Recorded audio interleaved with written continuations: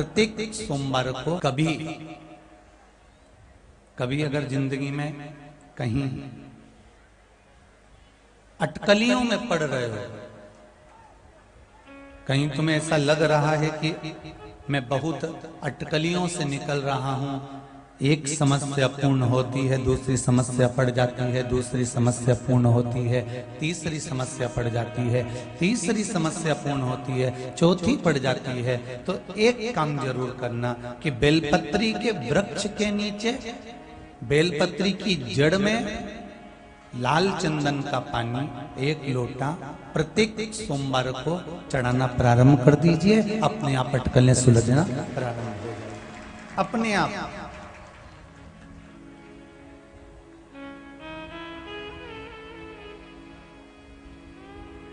केवल 1 लोटा पानी, और उसमें भी क्या डालना है आपको, जम के बोलिए जरा, लाल चंदन, इससे ज्यादा और कुछ नहीं। इतने सालों से आप शिव महापुराण की कथा सुन रहे हो, कभी इस व्यासपीठ से आपने ये नहीं सुना होगा कि ये पैसा खर्च करना और खर्च करोगे तब भगवान मिलेगा। जब भी इस व्यासपीठ से शिव महापुराण का कोई उपाय अगर आपको स्कंद पुराण में से, लिंग पुराण में से, पद्म पुराण में से, ब्रह्मवेत्ता पुराण में से, देवी भागवत में से, लिंग पुराण में से, नर्मदा पुराण में से अगर कुछ निकाल कर बताया है तो केवल इतना बताया है कि जो आपके घर में सामग्री होती है, जल होता है, बेलपत्र होता है, या चावल होता है, या पुष्प होता है, उसी से हम शिव जी को रिझाएं।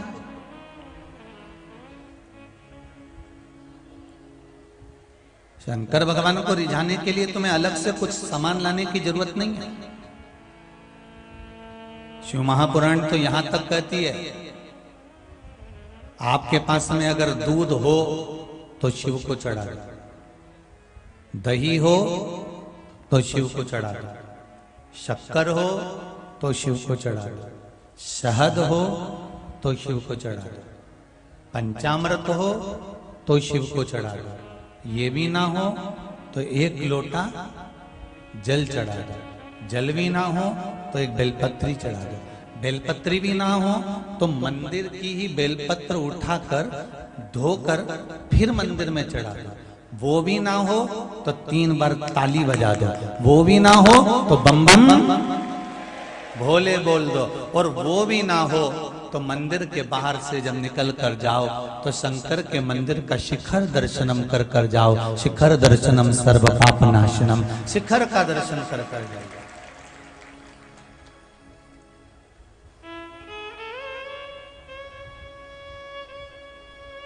और यदि शिखर का दर्शन भी नहीं कर सकते तो शिव महापुराण की कथा यहां तक कहती है कि अगर भूल से मंदिर के सामने से भी, शिवालय के सामने से भी, शंकर के सामने से भी निकल कर चले गए तो भी हाजिरी भरा ही जाती है, शिव उसको स्वीकार कर लेता है।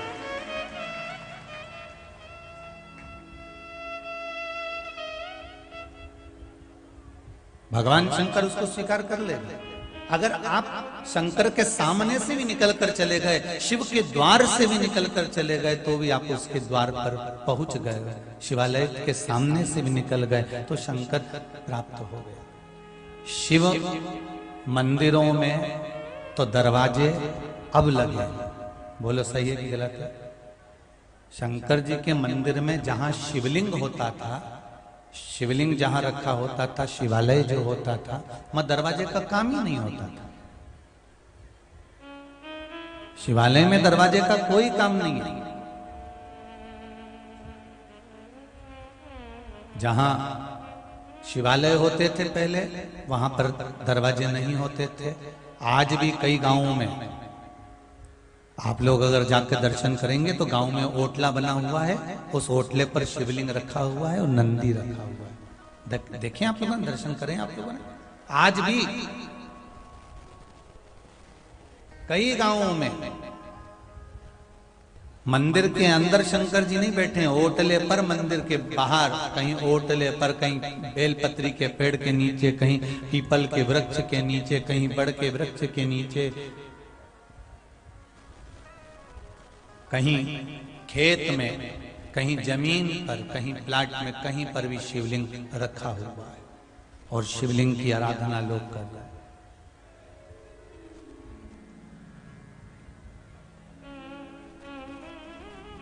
तीन चीजें याद रखना। शंकर के मंदिर में पट नहीं होता,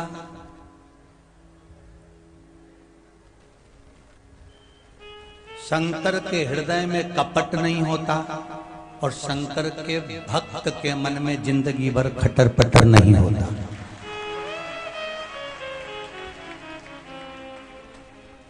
शिव के मंदिर में पट नहीं होता, शंकर के हृदय में कपट नहीं होता, और शंकर का जो भक्त होता है उसके जीवन में कभी खटपट नहीं होता। वो शिव का भक्त शिव का होता। कुबेर भंडारी की इस धरा को आप सब आज शाम को प्रसाद पाकर इस भूमि को प्रणाम कर जाइए।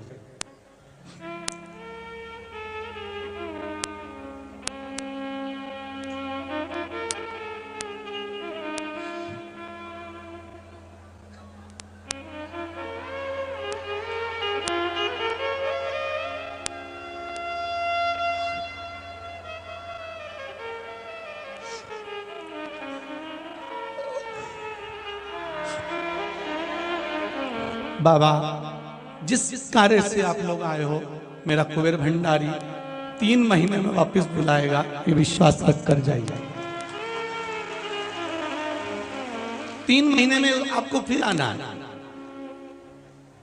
फिर बुलाएगा, विश्वास रख कर जाइएगा। वो साधारण नहीं है, बहुत देता है, दिल से देता है, कोई कमी नहीं रखता। हमने भी नहीं सोचा था कि आप इतनी संख्या में आ जाओगे। हमें तो लगा था बच्चों के एग्जाम हैं, परीक्षाएं हैं, शादी विवाह है, सब अपने अपने घर से कथा का लाभ लोगे, पर विश्वास नहीं था कि शंकर आपको यहां लेकर आ जाएगा, मेरा शिव आपको ले आएगा, ये विश्वास नहीं था।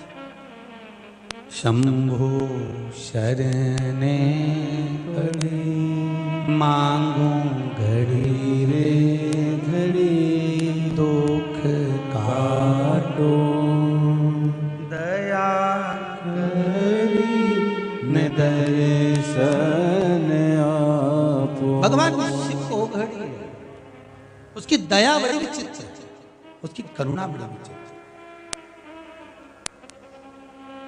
बहुत करुणा करता।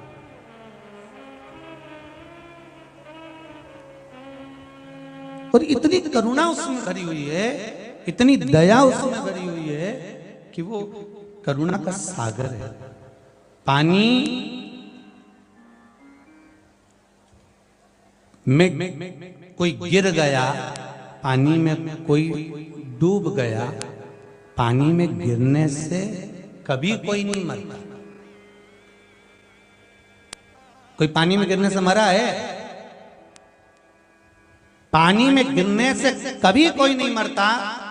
अगर मरता है तो वो मरता है जिसको तैरना नहीं आता। पानी में गिरने से कोई नहीं मरता, मरता वो है जिसको तैरना नहीं आता।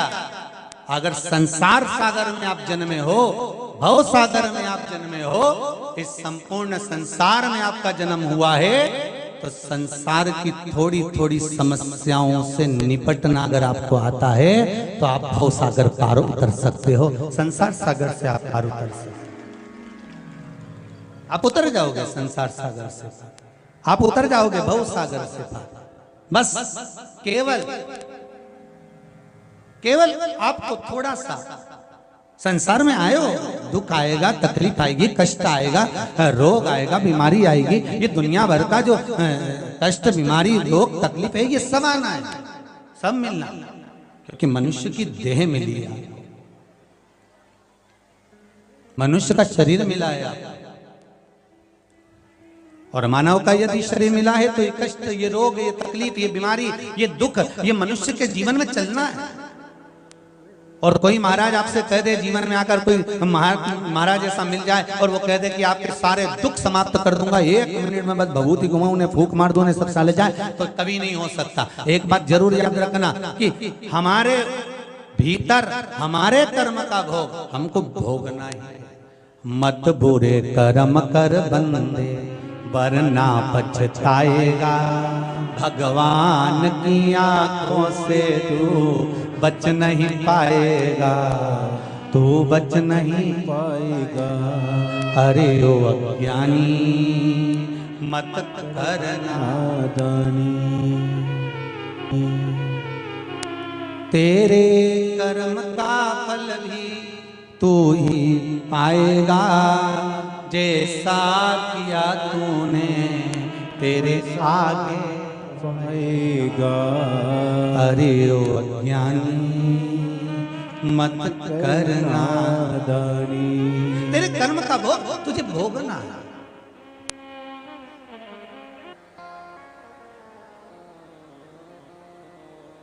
एक लोटा पानी भगवान शंकर को अवश्य। क्या होता है? 3 दोष समाप्त होते हैं 1 लोटा पानी शिव जी को चढ़ाने से। 3 दोष, पहला पितृदोष, दूसरा वास्तु दोष और तीसरा कालसर्प दोष। जब हम घर में से जल लेकर जाते हैं तो हमारे घर का पानी जब जाता है तो घर का जो वास्तु केंद्र होता है वो रसोई घर होता है। रसोई घर में से जल ले जाकर शिव जी को चढ़ाते हैं तो उससे वास्तु दोष समाप्त होता है। दूसरे नंबर पर है पितृदोष। घर का जो मटका होता है, परिंडा होता है, हंडा होता है, वो पितरों का स्थान होता है। उस पितरों के स्थान पर जो जल भरा होता है उसमें से अगर भाग भगवान शिव को चढ़ाया जाए तो पितरों का देवता आर्यमा भगवान शंकर के कहने पर चलता है। इसलिए वो भाग जब शिव को प्राप्त होता है तो आर्यमा संतुष्ट होकर पितरों को भी फल प्रदान करता है। तीसरे नंबर पर कालसर्प दोष। भगवान शंकर को 1 लोटा पानी अगर चढ़ा रहे हो, भगवान शिव पर 1 लोटा पात्र जल का अगर चढ़ा रहे हो तो आपका कालसर्प दोष समाप्त। कालसर्प दोष होता कैसे? शंकर भगवान का चढ़ा हुआ जल तुलसी जी में चढ़ाने से पत्रिका में कालसर्प दोष हो जाता है।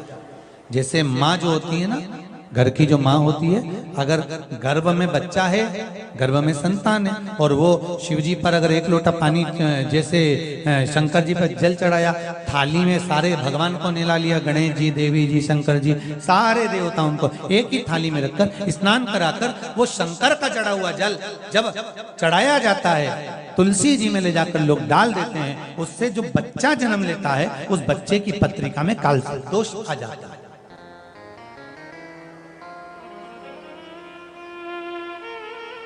इसलिए शिव महापुराण की कथा कहती है सारे देवताओं को भले एक ही थाली में स्नान करा लो, एक ही पात्र में स्नान करा लो, पर देवाधिदेव महादेव को एक छोटे से पात्र में अलग से स्नान करा लेना चाहिए, अलग से।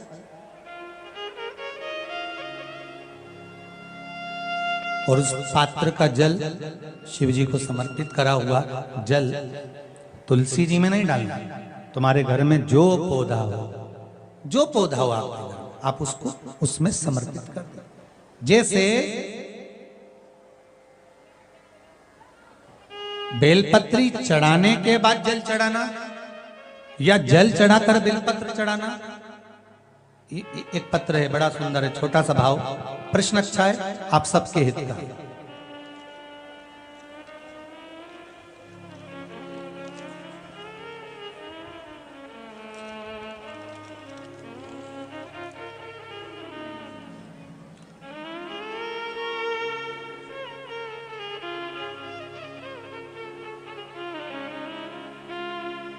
अरुणा जी अग्रवाल जयपुर, झरना जी अग्रवाल जयपुर राजस्थान से इन्होंने प्रश्न किया है।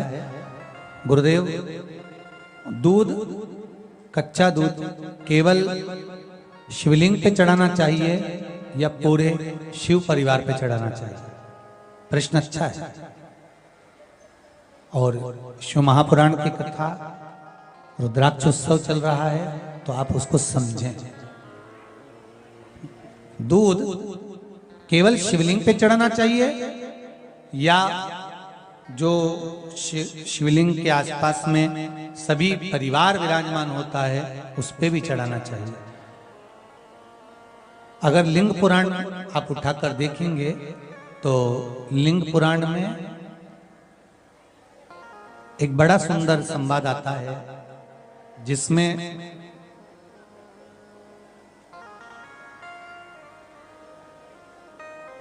पीले कलर के शिवलिंग का वर्णन आता है।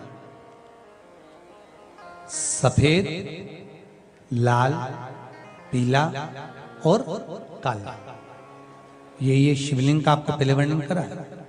ब्राह्मण सफेद मट्टी का शिवलिंग बनाता है, वैश्य पीली मट्टी का शिवलिंग बनाता है, क्षत्रिय लाल मट्टी का शिवलिंग का निर्माण करता है, शूद्र काली मट्टी का शिवलिंग का निर्माण करता है। काली मिट्टी के शिवलिंग का निर्माण करता है। ये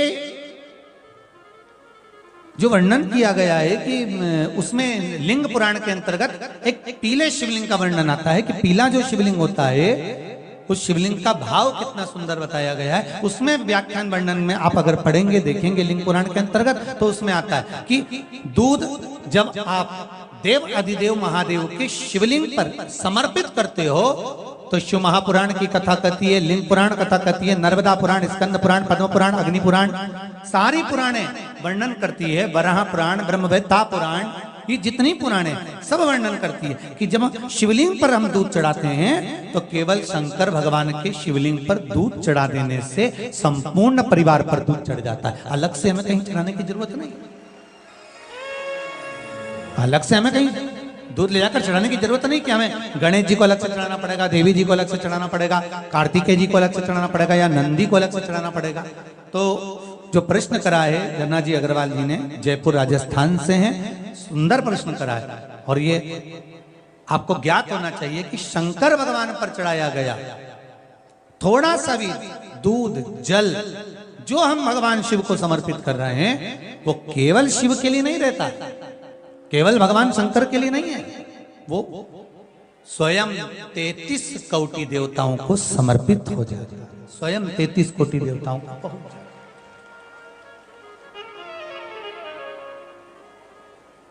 अलग से देने की जरूरत नहीं होती।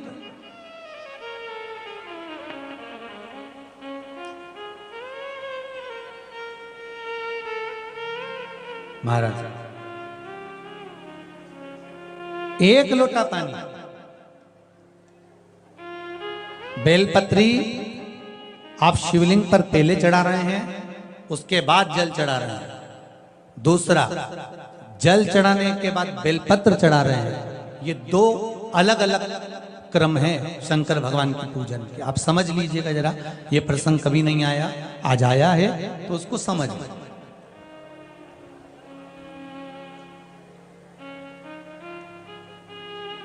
पहले बेलपत्र, उसके बाद में जल जो चढ़ाया जाता है ये रोग मुक्ति के लिए चढ़ाया जाता है।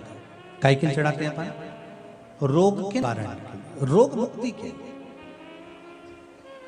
जैसे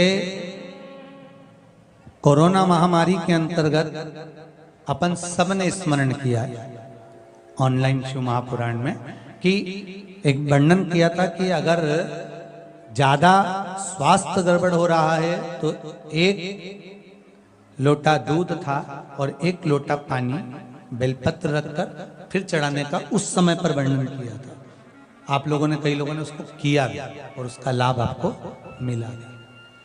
उसी तरह आप शिव मंदिर में जाकर दर्शन करेंगे तो दो चीजें अपने को दर्शन करने को मिलेगी। एक भक्त आता है शंकर जी के मंदिर में, आलोक भाव से पहुंचते हैं, तो पहले वो क्या करते हैं, पहले बेलपत्री चढ़ा देते हैं, फिर जल चढ़ा देते हैं। और एक भक्त जो शिव मंदिर में पहुंचता है, पहले जल चढ़ाता है, फिर बेलपत्र चढ़ाता है।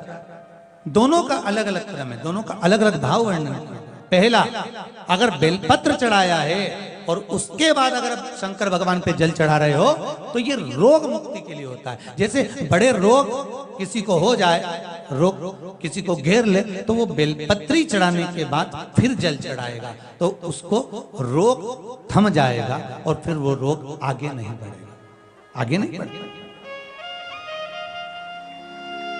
रोगों को थामने के लिए बेलपत्री पहले, फिर जल। और जब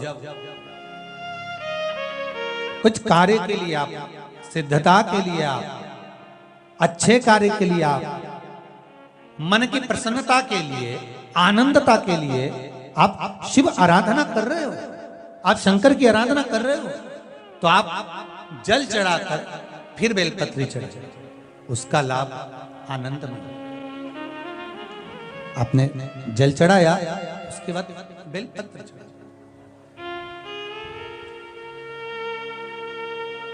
बस एक बात का स्मरण आपको होना चाहिए शिव महापुराण का, कि जब भी आप भगवान शंकर को बेलपत्र चढ़ाते हैं, बेलपत्र समर्पित करते हैं, बेलपत्र समर्पित करते समय प्रयास करा करें कि ये बेलपत्र को जब भी आप समर्पित करें, प्रयास करें कि बीच की जो पत्ती होती है बेलपत्र की, मध्य की जो पत्ती होती है, उसको अंगुष्ठ से पकड़ा जाए। उसके बाद में आप फिर बेलपत्री को शिव पर समर्पित करें, प्रयास करिए। बेलपत्र जो हम भगवान शंकर को समर्पित करते हैं, उसका मध्य जो भाग होता है, बेलपत्री का जो 3 देवताओं का मध्य जो भाग होता है, उसको पकड़कर बेलपत्री को शिव को समर्पित करना चाहिए। पूर्व की कथाओं में यह भी वर्णन किया है कि बेलपत्री की डंडी का मुख कहाँ होना चाहिए। पूर्व की कथाओं में यह भी बताया गया है कि बेलपत्री की तीनों डंडियों के बीच में, तीनों पत्तियों के बीच में जो खाली जगह होती है, डंडी होती है, उसका क्या महत्व है, ये पूर्व की कथा में पहले बता चुके। पर आज जो क्रम चल रहा है कथा का, उसमें अपन जो समझ रहे हैं वो ये होना चाहिए कि आप किस कामना से जल चढ़ा रहे हैं, आपके जल चढ़ाने का क्रम क्या है। अगर आप रोग मुक्ति के लिए चढ़ा रहे हैं तो पहले बेलपत्र चढ़ेगी, फिर जल चढ़ेगा। आप कार्य सिद्धि के लिए चढ़ा रहे हैं, पहले जल चढ़ेगा, फिर बेलपत्र चढ़ेगी। और यदि कोई विशेष कार्य है आपका, जो आपको भगवान शंकर से जाकर कहना है, कोई विशेष कार्य, जैसे ब्रह्मलोक में ब्रह्मा है, बैकुंठ में भगवान विष्णु है, पर संसार सागर में, ब्रह्मांड में, मृत्यु लोक में अगर कोई देव है तो वो देव अधिदेव महादेव, वो देव अधिदेव महादेव, दूसरा नहीं।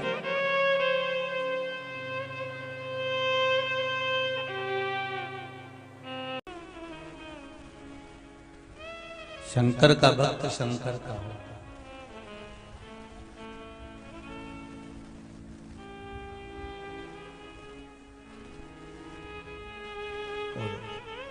उसके सिवाय हो नहीं सकता।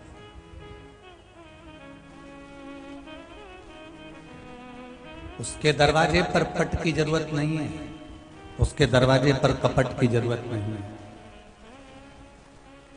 और शंकर भगवान का भजन करने वाला जिंदगी में कभी खट्टर पट्टर नहीं करता, कभी खटपट नहीं हो सकता। आप श्री शिवाय नमस्तुभ्यम, इस मंत्र का कभी जाप कर कर देखिएगा। हमने कई बार कहा है, अगर व्यापार भी ना चले तो दुकान की गादी पर बैठकर भी आप इस मंत्र को जप कर देखिएगा।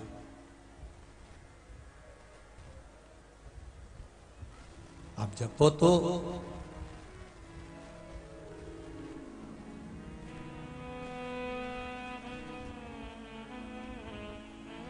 मंत्र में, साधना में, भगवान की अविरल भक्ति में वो बल होता है कि भगवान हमारे हृदय में विराजमान होता है।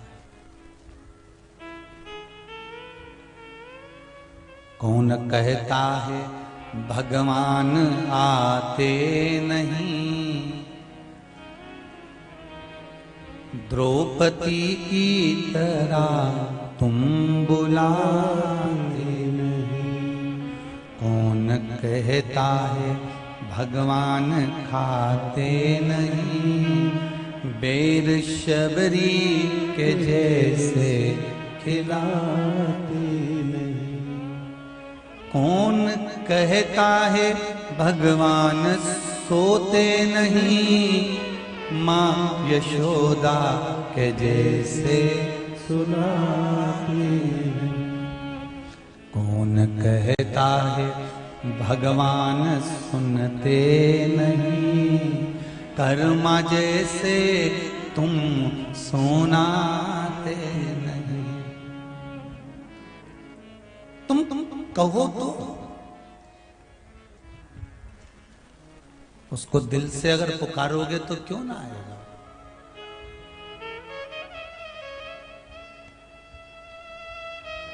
भगवान तो कहता है मंदिर को छोड़ चला आऊंगा, कोई दिल से पुकार। कैलाश छोड़ चला आऊंगा, कोई दिल से पुकार। अगर कोई हृदय से पुकार ले, दिल से पुकार ले, एक बार परमात्मा का नाम स्मरण, भगवान की अविरल भक्ति, भगवान का भजन तुम दिल से तो करो, वो आने को तैयार। बिना व्यवहार के तो आज के जमाने में कोई नहीं आता रे भाई। तुम अपने रिश्तेदारों को बुलाकर देखना, तुम अगर मीठा बोलोगे, प्रेम से बोलोगे तो कोई आएगा भी और टिकेगा भी। अरे मेहमानों को भी जान दो, तुम तो छोटे से छोटे बच्चों को भी देखो, अगर प्रेम दोगे तो आपकी गोदी में बैठेंगे, और नी दोगे तो उठे और चले। चलो अच्छा वो भी जान दो, राम कथा को उठाकर देख लीजिए। माता कौशल्या दशरथ जी महाराज से कह रही हैं, स्वामी राम लक्ष्मण भरत शत्रुघ्न बाहर खेल रहे हैं, जरा मैं गई थी उनको ढूंढने के लिए, वो नहीं मिली, आप उनको लेकर आइए ना स्वामी। राम जी को लेने के लिए श्री दशरथ जी महाराज जाते हैं, और दशरथ जी महाराज जैसे ही गए राम जी को लेने के लिए, वैसे ही दशरथ जी पकड़ने के लिए दौड़ते हैं और राम भाग जाते हैं। दशरथ जी और दौड़ते हैं, राम और भाग जाते हैं। दशरथ जी फिर दौड़ते हैं, राम फिर भाग जाते हैं। दशरथ जी की गोद में राम नहीं आ पाए, तब कौशल्या मैया उनको पकड़ कर लेकर आई, और राम जी जहां बैठे हुए थे, दशरथ जी जहां बैठे हुए थे, भोजन कर रहे थे, उस जगह पर राम जी को दशरथ जी की गोदी में बिठा देती हैं। तब दशरथ जी की गोद में राम बैठ गए। तुलसीदास जी से किसी ने पूछा कि आपने लिखा है कि दशरथ जी राम जी को पकड़ रहे थे तो राम जी हाथ में नहीं आए, दशरथ जी ने राम को गोदी में बिठाना चाहा, पर राम दशरथ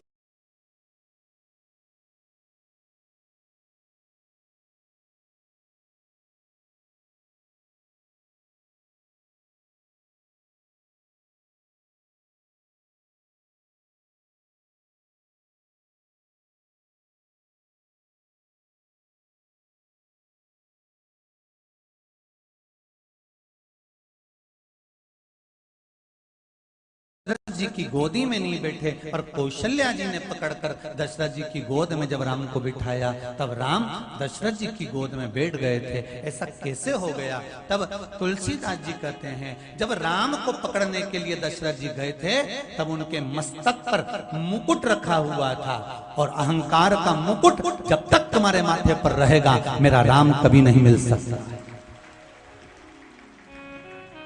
दशरथ जी ने भोजन करते समय अपना मुकुट नीचे उतार दिया, और जैसे ही मुकुट नीचे उतारा और कौशल्या जी ने राम जी को गोदी में बिठाया तो राम गोदी में बैठ गए। अभिमान के मुकुट को उठाकर कहीं पटक दीजिए, अहंकार के मुकुट को उठाकर कहीं ले जाकर रख दीजिए, तब मेरे राम को पाने का प्रयास करोगे तो राम तुम्हारी गोदी में क्या तुम्हारे हृदय में जाकर बैठ जाएगा। उसको पाना बहुत सरल है, भगवान को पाना कठिन नहीं है। दुनिया के लोग कहते हैं भगवान बड़ी कठिनता से मिलता है, भगवान बड़ी मुश्किल से मिलता है, भगवान बड़ी कठिनता से मिलता है। पर शिव महापुराण की कथा कहती है एक लोटा जल, एक बेलपत्र और भगवान का नाम उच्चारण से मेरा शंकर भगवान मिल जाता है। उसको ढूंढने के लिए बहुत दूर नहीं जाना पड़ता,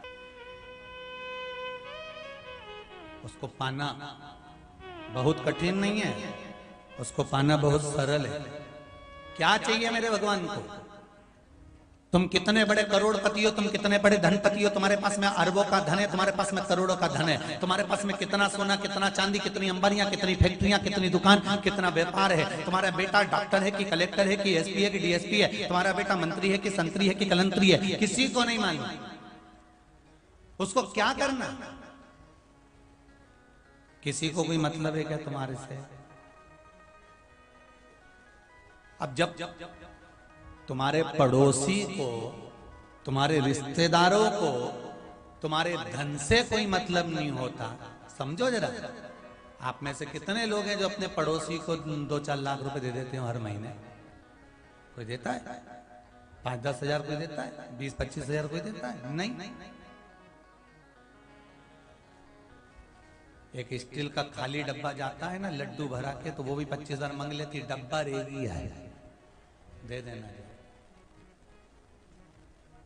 विचार करिए जरा, जब एक व्यक्ति को अपने पड़ोसी से आशा नहीं है कि ये मेरे पास में रहता है तो ये मुझे करोड़ दे देगा, करोड़ों का धन लाकर, लाखों का धन लाकर दे देगा, मुझे पूंजी लाकर दे देगा। तुम्हारे पास में कितना आ रहा है, तुम्हारे पड़ोसी को उससे मतलब नहीं रहता। पड़ोसी ये सोचता है कि मेरे पास क्या आया वो मेरा बहुत है। जब एक पड़ोसी को पड़ोसी के धन से मतलब नहीं है तो परमात्मा ने तुमको पैदा करा, धन उसने दिया, दौलत उसने दी, सत्ता उसने दी, तुम क्या लेकर आए थे जब पैदा हुए थे? क्या लेकर आए थे? चाहे आप हो चाहे हम हो, माता के गर्भ से जब जन्मे थे तो ये भी नहीं मालूम था कि अच्छे घर में पैदा हो जाएंगे, ये भी नहीं मालूम था कि पूरा शरीर अच्छा मिल जाएगा, ये भी नहीं मालूम था कि परिवार अच्छा मिल जाएगा, ये भी नहीं मालूम था कि घर अच्छा मिल जाएगा। भगवान को तो तुम्हें रोज प्रतिदिन 24 घंटे धन्यवाद देना चाहिए, हर पल, हर घड़ी, हर क्षण में कि हे परमात्मा तूने अच्छा हुआ हमारा शरीर अच्छा बनाया। कहीं एकाध निपटा निपटू देता तो अच्छा नहीं लगता। भगवान तूने शरीर अच्छा दिया, भगवान तूने मेरा घर अच्छा दिया, तूने मुझे अच्छे कुल में पैदा करा, भगवान को धन्यवाद देना चाहिए कि मेरा कुल, मेरा परिवार तूने अच्छा दिया। भगवान को धन्यवाद देना चाहिए मेरा पति अच्छा मिला, मेरी पत्नी अच्छी मिली, मेरे बच्चे अच्छे मिले। भगवान को धन्यवाद देना चाहिए हर पल में कि तूने बहुत खाने के लिए रोटी पेट भर कर दी है, भगवान तुझे धन्यवाद है। और भगवान को धन्यवाद देना चाहिए कि तेरी कृपा हुई इसलिए मेरा भारत की भूमि पर जन्म हुआ, ये तेरी कृपा से हुआ, ये तेरी कृपा हुई कि मैं भारत की भूमि पर जन्मा, और ये तेरी कृपा हुई कि मुझे हिंदू धर्म मिला, ये तेरी कृपा हुई कि मैं सनातनी बनकर पैदा हुआ, ये तेरी कृपा से हुआ। मेरी दूसरे की कोई की इतनी सामर्थ्यता नहीं, ये तेरी कृपा से हुआ।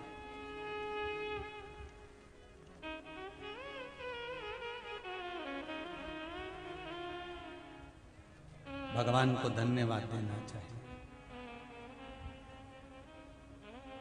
भोलेनाथ दया करना, मैं तेरे, जम के बोलो जरा, मैं तेरे भरोसे हूँ। एक भरोसा मेरे शिव का होना चाहिए। देखो दुनिया में लोग बहुत मिलेंगे, ढेर, कोई कमी नहीं है दुनिया में लोगों की, हर तरह के मिलेंगे। कोई आपको परमात्मा के पास ले जाकर छोड़ेगा तो कोई आपको अपनी ओर आकर्षित करने का प्रयास करे। पर एक बात अपनी बुद्धि में बिठा कर रखना, अपने हृदय में बिठा कर रखना कि हमें दुनिया की ओर आकर्षित नहीं होना। अगर होना है तो हमारे देव अधिदेव महादेव की ओर आकर्षित होना, हमें नहीं भटकना।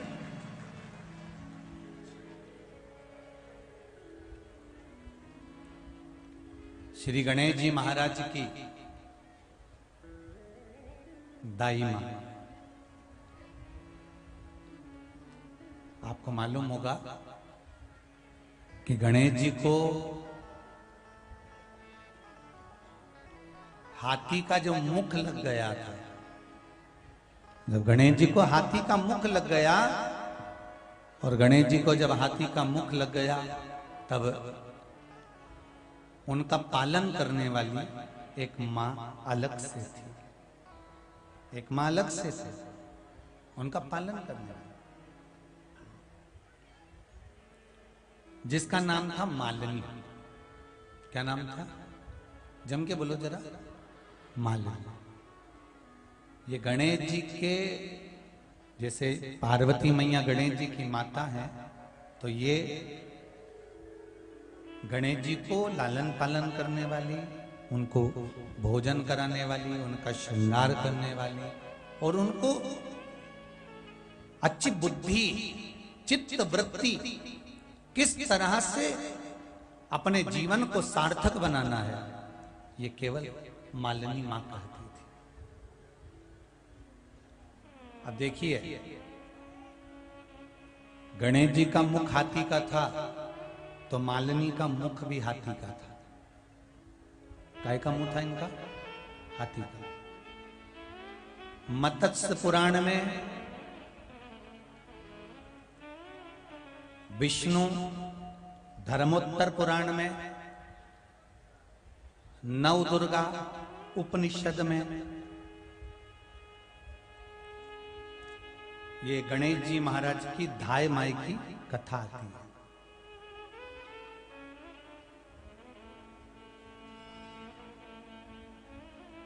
आज के समय में आप लोगों को कथा जब कुछ सुनाते हैं कि ये उपाय कहाँ से बोल रहे हो या ये कथा कहाँ से बोल रहे हो, तो पुराणों का नाम भी बता देते हैं, जिससे आप लोग उसमें ढूंढ सको। नहीं तो आजकल के लोग तो काली मिर्ची लेके बैठे रहते हैं। तो इसलिए आपको समझ आ जाए कि किस जगह से बोल रहे हैं, बाद में बताने की जगह इसलिए कथा में आजकल पहले बता देते हैं कि ये जो शंकर भगवान के यहाँ गणेश जी की जो सेवा करती थी मालिनी, उसका चेहरा हाथी का था। ये कौन कौन से पुराण में मिल रहा है? तो कहा मत्स्य पुराण में, विष्णु धर्मोत्तर पुराण में, नव दुर्गा उपनिषद में ये मालिनी माता की कथा आती है।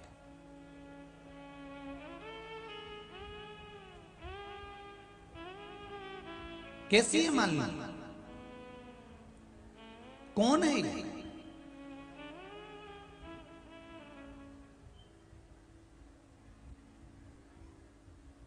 कहां रहती थी? अभिमुक्त नगरी काशी। अभिमुक्त का मतलब क्या है? जहां जीव जाता है और मुक्त हो जाता है। और काशी अभिमुक्त इसलिए है कि पूरा ब्रह्मांड, पूरी पृथ्वी जब कली काल घोर आ जाएगा, सब जगह से सब कुछ नष्ट हो जाएगा, तब ये पृथ्वी जब जल में डूबती है, सब जब नष्ट हो जाता है, सब नष्ट हो जाता है, पर काशी कभी नष्ट नहीं होती, वो अजर और अमर बनी है। काशी सतयुग में भी थी, हमारे वेद और पुराण उठाकर देख लीजिए, काशी सतयुग में भी थी, काशी त्रेता में भी थी, काशी द्वापर में भी थी, और काशी कलयुग में भी है। और कलयुग चले जाएगा, फिर सतयुग आएगा, तो काशी काशी ही रहेगी, काशी कहीं नहीं जाएगी। शंकर का गुणगान करने वाला, शंकर का स्मरण करने वाला, शंकर का भजन करने वाला, शंकर के नाम का जाप करने वाला, शंकर की स्तुति करने वाला, शंकर का भजन करने वाला, शंकर को एक लोटा पानी चढ़ाने वाला, भले संसार कहीं पर भी चले जाए और शिव का भगत अजर है, अमर है और वो रहे, उसका कुछ बिगड़ने वाला। कंस में और रावण में एक ही अंतर था। कंस कभी शंकर की पूजन नहीं करता था, रावण राक्षस होकर ब्राह्मण कुल में जन्म लेने के बाद भी राक्षस प्रवृत्ति धारण कर कर शंकर की पूजन करता था। इसलिए आज भी पूरे भारत की भूमि पर जितना लोग कंस को याद नहीं करते, उतना कहावतों में, बात बात में और दशहरे पर रावण को याद करते हैं, क्योंकि शिव का भगत था। तुम चाहे कुछ भी करो पर रावण को भुला नहीं पाओगे।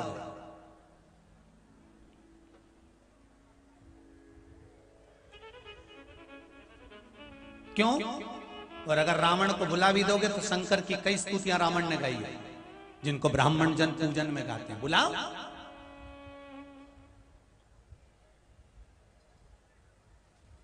शिव भक्त को नहीं भुला।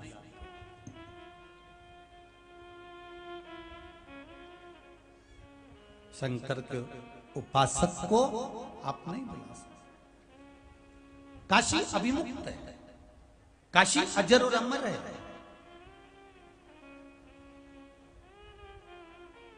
और अभिमुक्त नगरी काशी है।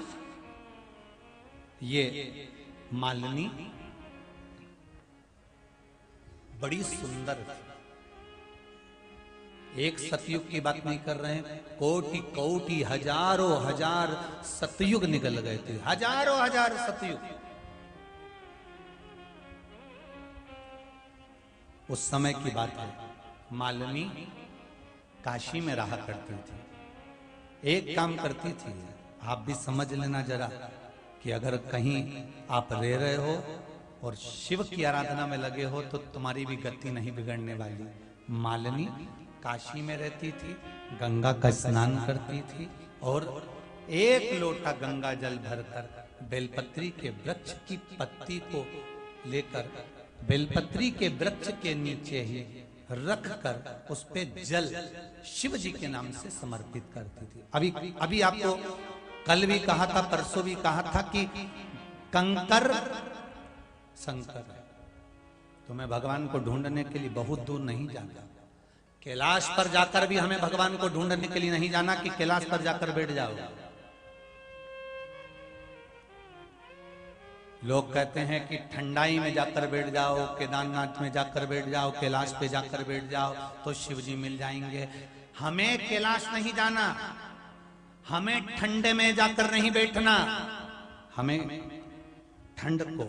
ठंडे को हृदय में लाकर बिठाना है। अपने हृदय को इतना ठंडा कर लीजिए, इतना कूल कर लीजिए कि भगवान भी सोचे कि इतनी ठंडाई तो मुझे यहां मिल रही है, क्यों ना वहां जाऊं, क्यों ना वहां जाऊं मैं। चैत्र महीने में माता रानी के मंदिर में कई लोग जल चढ़ाने जाते हैं। बोलो सही है गलत है? शीतला सप्तमी के दिन माता रानी के मंदिर में कई लोग जल चढ़ाने जाते हैं।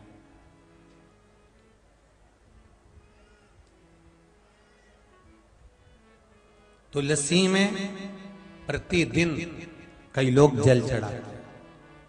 पीपल के वृक्ष के नीचे कई लोग जल चढ़ाते हैं। आंवले के वृक्ष के नीचे कई लोग जल चढ़ाते हैं। उनने कहां से सीखा? सास चढ़ाती थी, इनने सीख लिया। मम्मी चढ़ाती थी, इनने सीख लिया। पर कभी भविष्य पुराण उठाइए, कभी अग्नि पुराण उठाइए और भविष्य पुराण और अग्नि पुराण को उठाकर देखो, स्कंद पुराण को उठाकर देखो, उसमें आपको वर्णन मिलेगा कि हम एक लोटा पानी किसी वृक्ष के नीचे जब समर्पित करते हैं, आपको लगेगा कि सीओर वाले महाराज जी तो इसलिए बोल रहे होंगे कि पेड़ पौधे बड़े हो जाएंगे पानी डालने से। वो अपनी जगह है, वृक्षारोपण तो करना चाहिए, आज इतनी धूप में बैठ रहे हो ना, अगर पेड़ लगे होते तो छांव होती कि नहीं होती। और अभी बन रहा है, वृक्ष लगेंगे तो वृक्ष लगाओ, जल भी दो, सब कुछ करो, पर उससे हटकर भी थोड़ा विचार करिए कि हमारे शास्त्र क्यों कहते हैं कि पेड़ों में पानी दीजिए, वृक्ष में जल दीजिए। आप आंवले के पेड़ के नीचे जाओ, चाहे किसी भी वृक्ष के नीचे जाते हो, एक लोटा पानी अगर चढ़ाते हो तो उसका भी लाभ मिलता है। तुलसीदास जी की कथा को उठाकर देखिए, गंगा जी के घाट पर रहते थे, लोटे में बचा हुआ पानी बेर के पेड़ के नीचे डालकर चले जाते थे। पढ़ी कथा किसने पढ़ी है? बेर के पेड़ के नीचे डालकर चले जाते, पढ़िए। और बेर के पेड़ के नीचे जो बचा हुआ पानी होता था, जरा विचार करिए, सोच कर्म के लिए गए हैं, निवृत्ति के लिए गए हैं, और बचा हुआ पानी पेड़ के नीचे पटक जाते थे। अब विचार करो, ये बेर का पेड़ जिसके नीचे वो गंदा पानी डाल रहे हैं, सोच निवृत्ति का बचा हुआ जल पटक रहे हैं, तो इससे क्या लाभ होगा? पर उसका भी यहां प्रमाण कर दिया कि जिस बेर के पेड़ के नीचे पानी पटक कर जाते थे बचा हुआ, सोच कर्म का लोटे में बचा हुआ पानी वो वहां डाल कर जाते थे। एक दिन उस बेर के पेड़ में से एक प्रेत उत्पन्न हो गया, और प्रेत उत्पन्न हुआ, भूत उत्पन्न हुआ, और प्रेत उत्पन्न कर कहता है तुम कौन हो? तो तुलसीदास जी को डराया। तुलसीदास जी ने पूछा, भैया ये तो बता, सीताराम बोल, और ये बता कि तू है कौन? उसने कहा, मैं प्रेत हूं, इस पेड़ के नीचे रहता था, बहुत प्यासा था, मुझे आज तक किसी ने जल नहीं दिया, पर तुम रोज मुझे जल देते थे, मैं प्रसन्न हो गया, मांगो तुम्हें क्या चाहिए? तुलसीदास जी मन में सोचे, खुद तो भूत है, खुद तो प्रेत है, खुद तो भूत है, और भूत और प्रेत मुझसे कह रहे हैं कि तुम्हें क्या चाहिए, बताओ तुम्हें क्या चाहिए? तुलसीदास जी कहने लगे, मुझे कुछ नहीं चाहिए, तेरे उद्धार हो जाए वही बहुत है। अरे प्रेत बोला, मेरा उद्धार तो हो जाएगा, पर तुलसीदास तुमने मेरे को जल दिया है, तुम बोलो तुम्हें क्या चाहिए? तुलसीदास जी ने मन में विचार करा, ऐसा होता है क्या कि पानी डालने से भी कोई पैदा हो जाता पेड़ के नीचे से? क्या दो, क्या दोगे तुम मुझे? तुम दे सकती हो जो मैं मांगूंगा? तुलसीदास जी ने कहा, अगर देना है तो जिस राम कथा का मैं स्मरण करता हूं, और उस राम कथा में जो हनुमान जी की वर्णन करता हूं, उस हनुमान का एक बार मैं दर्शन करना चाहता हूं। तुलसीदास कहते, करा दो। अब कहां भूत कहां हनुमान, दोनों अलग अलग विपरीत दिशा से। भूत पिशाच, जम के बोलो, भूत पिशाच निकट नहीं आवे, महावीर जब नासे रोग हरे, जो सुमिरे। अब कहां भूत है और कहां हनुमान? प्रेत ने कहा हनुमान जी का दर्शन करना, ओ 80 घाट पर जाना, यहां से आगे के घाट पर सीढ़ी पर एक बुढ़ा सो रहा होगा, कम्बल ओढ़ के, बस वही है। तुलसीदास जी बोले, वो तो बुढ़ा है। प्रेत बोला, बस दिक्कत तो वही है,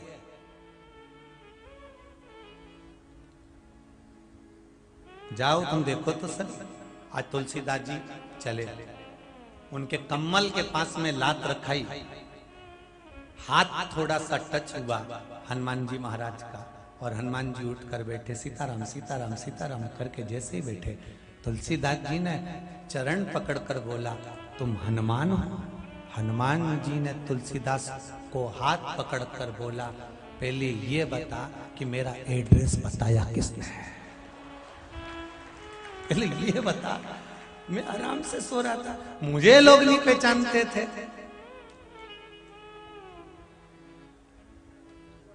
दुनिया के लोग इतनी सरलता में नहीं पहचान सकते कि आप क्या हो।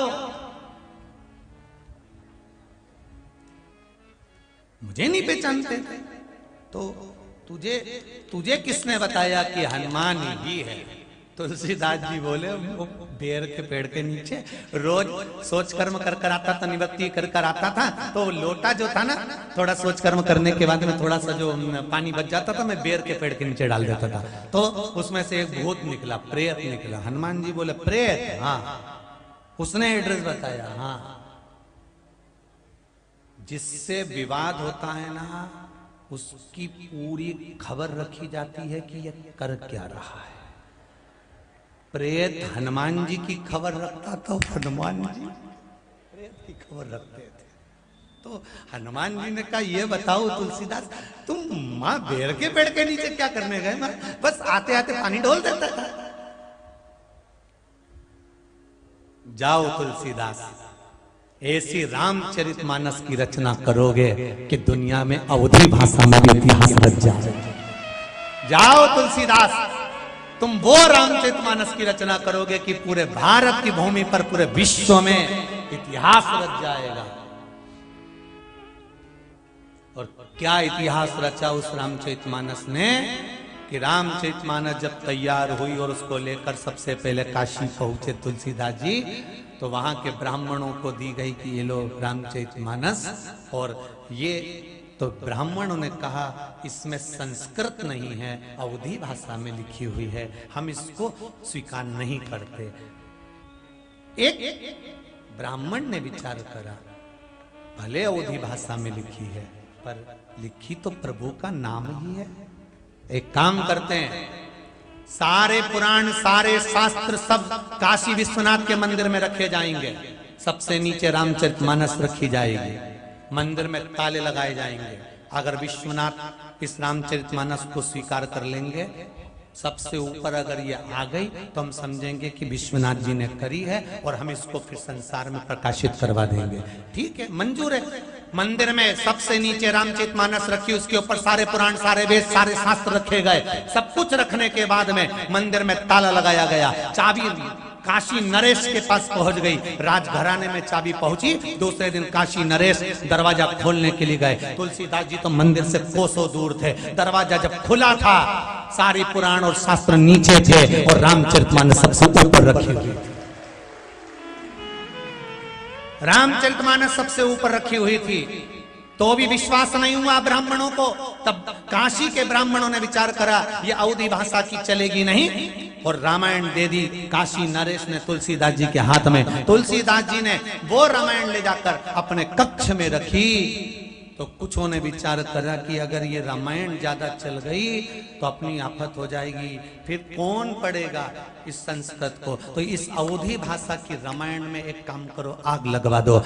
तुलसीदास जी की कुटिया में चोरों को भेजा गया, डाकुओं को भेजा गया, मसाल ले लेकर पहुंचे रामचरितमानस में आग लगाने के लिए। जब रामचरितमानस में आग लगाने के लिए पहुंचे, जैसे ही पहुंचे तो आराम से सो रहे थे, और तुलसीदास जी की कुटिया पर एक बंदर बैठा हुआ था, जिसने मसाल ले लेकर आए थे, इनको मसान पहुंचा दिया। मसान लेकर आए थे और मसान पहुंचा दिया। पूंछ में दबा दबा कर घसीट घसीट के चटनी बनाकर, रगड़ कर, देखो हड्डी टूटे ना चल जाए, पर व्यक्ति चारों तरफ से जब घसीटा राम हो जाए ना, तो नहीं चले। ऐसा घसीटा, ऐसा घसीटा, ऐसा घसीटा, सब भाग गए। जा जाके सबने कह दिया अपने बस की नहीं है। उस दिन तुलसीदास जी ने कह दिया, हनुमान से कहा, हनुमान आपने मेरी रामचरितमानस की रचना करी है, ये रक्षा करिए। हनुमान जी कहने लगे, सुनो तुलसीदास, आज काशी के इस शिवालय के सामने ये बजरंगी हनुमान संपूर्ण जनमानस से कहता है, संपूर्ण विश्व से कहता है, ये रामायण की रक्षा मैंने तुम्हारी कुटिया में अकेले नहीं करी है, जिसके घर में रामचरितमानस रखी होगी उसकी छत पर हनुमान बैठकर रक्षा करता रहेगा।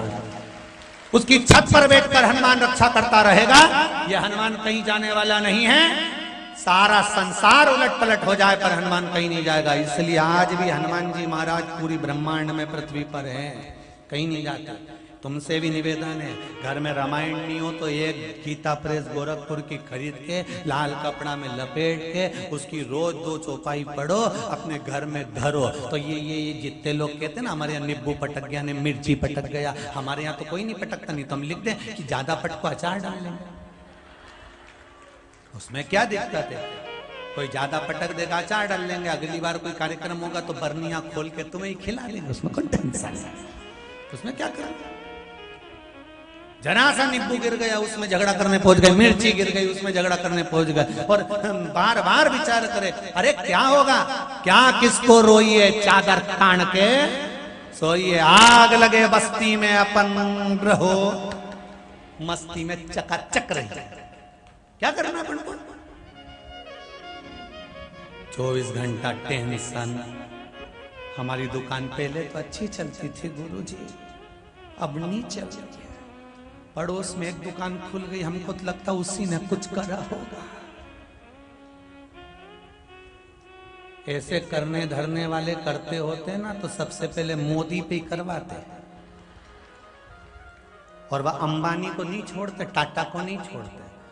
अगर विद्या करने वाले होते तो सबसे पहले इनको निपटवाते, अगर विद्या होती तो निपटाते ना। अकाल मृत्यु वो मरे जो काम करे चंडाल का, काल उसका क्या बिगाड़े जो भक्त हो मां काल का। शंकर की आराधना करने वालों का कौन बाल वाका करेगा? करते रहना। कोई चाहे नींबू पटके, कोई चाहे मिर्ची पटके, तुम एक काम करते रहो, हफ्ते में 1-2 बार शंकर जी के मंदिर जाते रहो। जैसे बैटरी को चार्ज करना रहता है, मोबाइल को चार्ज करना पड़ता है, तो पिलक के पास जाना पड़ता है। अपने को चार्ज होना है तो शंकर जी के शिवलिंग के पास जाना पड़ेगा। चार्ज कुछ नहीं, चार्ज होना है तो शिव के पास जाओ। और एकदम कभी कभी डीपी कनेक्शन सही नहीं मिले, वोल्टेज अच्छा नहीं मिले, तो शिव महापुराण में आ जाया करो। यहाँ जनरेटर चालू रहता 7 दिन तक अपने आप जा, अपने आप।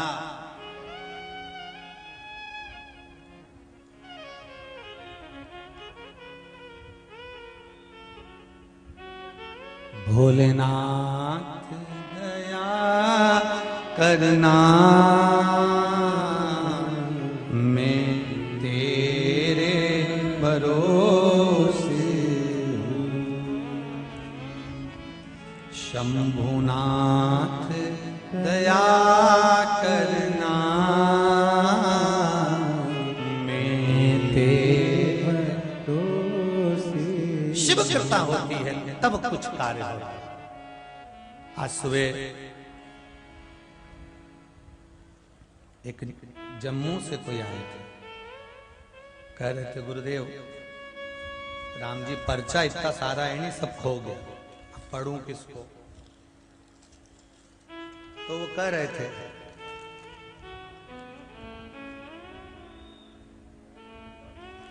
कहा गुरुजी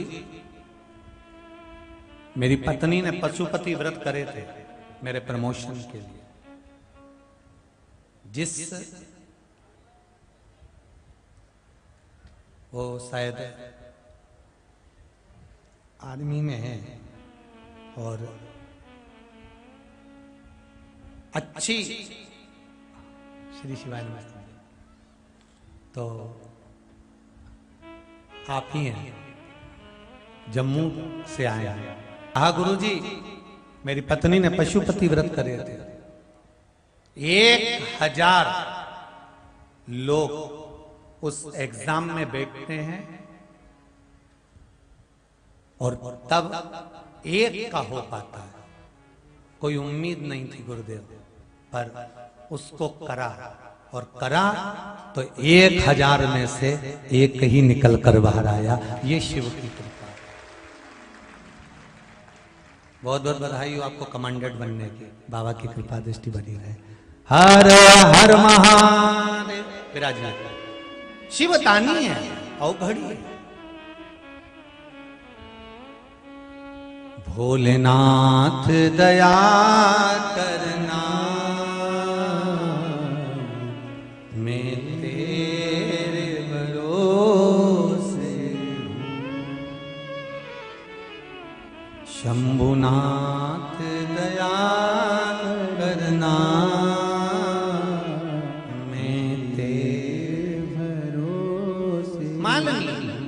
एक लोटा पानी पेड़ के नीचे चढ़ाता, अच्छे से समझ लो, ये तो हनुमान जी की कथा से अपन समझे कि बेर के पेड़ के नीचे भी एक लोटा पानी चढ़ाया है तो वहां से भी कुछ ना कुछ प्रकट है। कंकर में शंकर है, विश्वास लेकर अगर कुछ दे रहे हो तो ये पक्का है कि विश्वास रखकर वो भी तुम्हारे लिए खजाना लुटा ही देगा। तुम विश्वास रखो तो रखो विश्वास। जपते रहो।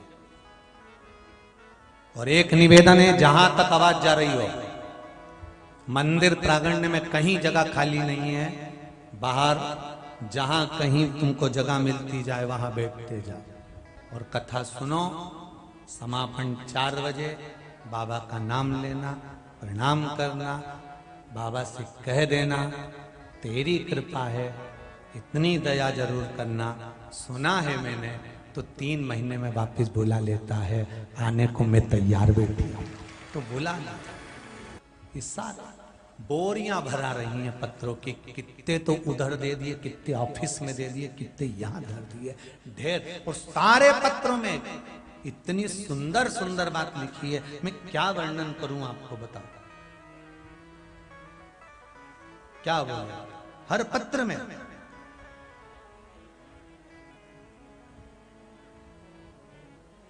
महाराज सब आपकी उन्नति के तरह। कोई के एक लाल शाही से किसी ने लिखा है, महाराज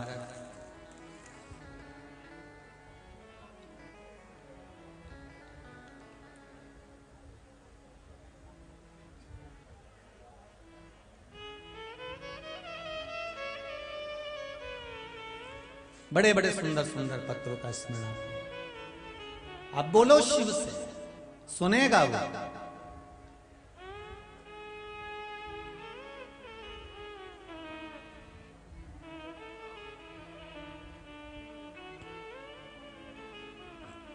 शिव कथा कर रहा है, भगवान शंकर का चरित्र कर रहा है। किसी भी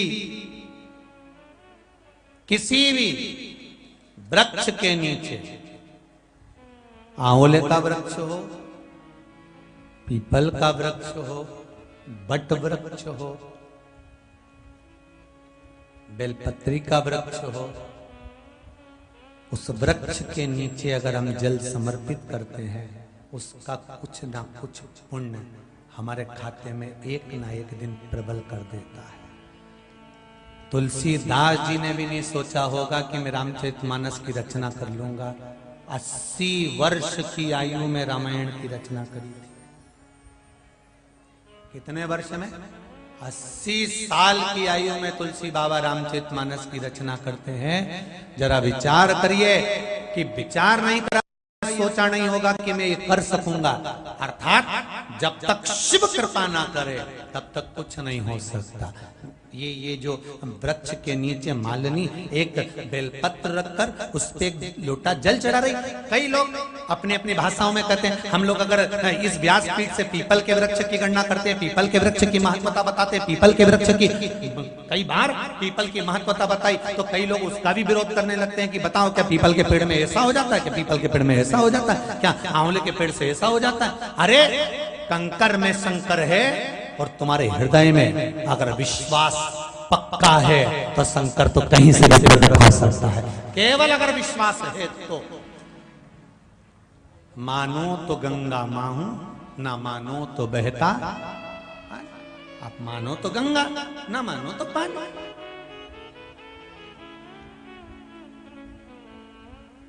श्री शिवाय नमस्तुभ्यं। आप मानोगे तो गंगा है, आप मानोगे तो वो गंगा है, आप नहीं मानोगे तो गंगा नहीं।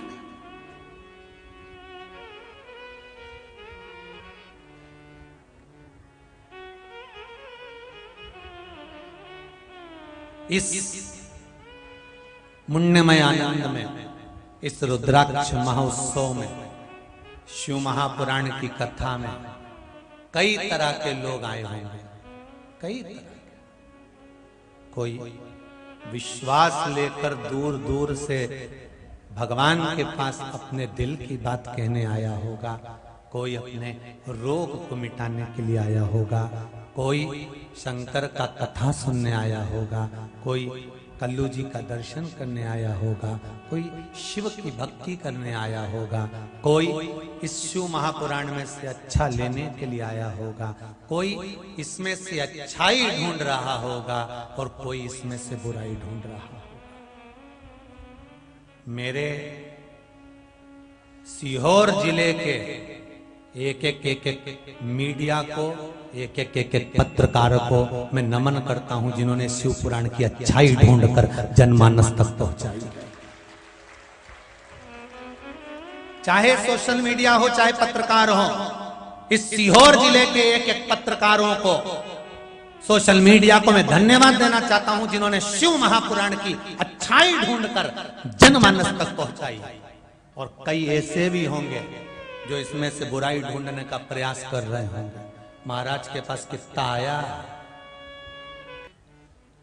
कितना बरस रहा है।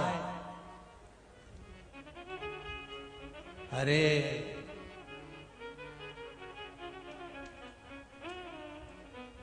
संबंध कुबेर भंडारी से है, ये बरसता हुआ नहीं देखना है मुझको।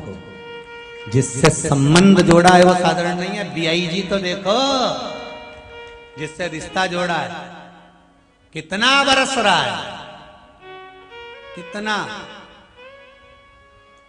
और आपसे भी निवेदन कर रहा हूं, संबंध जोड़ना। कुछ अच्छा ढूंढने आएंगे, कुछ केवल ठेला देखने आएंगे कि झोले में कितना जा रही है, कितने की रसीद कट रही है, कितना माल आ रहा है, कितना आया, कितना आया, कितना आया, कितना आया। दिल की यहाँ जांच करा लेना इंदौर में जाके, नहीं तो अटैक आया। सुन लो रे बाबाओं अच्छे से।